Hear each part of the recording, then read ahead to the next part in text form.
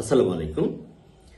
আমরা এখন সবসময় দেখি বাচ্চাদের কনস্টিপেশন নিয়ে বাচ্চার বাবা মারা আমাদের কাছে খুব আসছেন এবং এই কনস্টিপেশন নিয়ে তারা এক সময় একেবারে খুব বিরক্ত যে এত ডাক্তার দেখাচ্ছি, এই ডাক্তার থেকে ওই ডাক্তারের কাছে যাচ্ছি, ওই ডাক্তার থেকে আরেক ডাক্তারের কাছে যাচ্ছি, সেখানে ভালো হচ্ছে না, আবার আরেক ডাক্তারের কাছে যাচ্ছি, কিন্তু আমার বাচ্চার কনস্টিপেশন তো ভালো হচ্ছে না।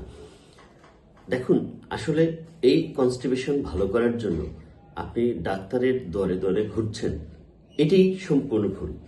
এই কনস্টিপেশন সমাধানের একেবারে চাবিকাঠি আপনার নিজের হাতে।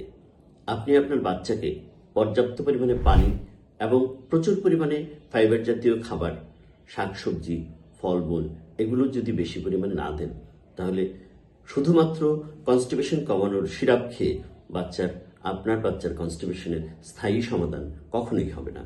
যতদিন ওষুধ খাবে ততদিন বাচ্চা হয়তো পায়খানা স্বাভাবিক করবে, আর যখন ওষুধ বন্ধ করে দেওয়া হবে তখন থেকে আবার সেই আগের অবস্থায় ফিরে যাবে।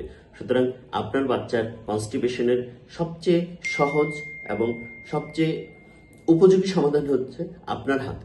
আপনি বাচ্চাকে প্রতিদিন পর্যাপ্ত পরিমাণে পানি খেতে দিন, আর খেতে দিন হচ্ছে ফাইবার জাতীয় খাবারগুলো।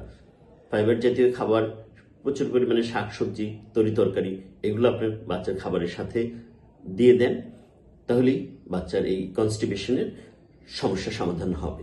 তবে কিছু কিছু ক্ষেত্রে অনেক প্যাথোলজিক্যাল কারণ, যেমন হাইপোথাইরয়েড হলে অথবা আরও কিছু বিষয়, পরিপাকতন্ত্রটা আরও কিছু বিষয়ের কারণে আপনার বাচ্চার কনস্টিপেশন হতে পারে।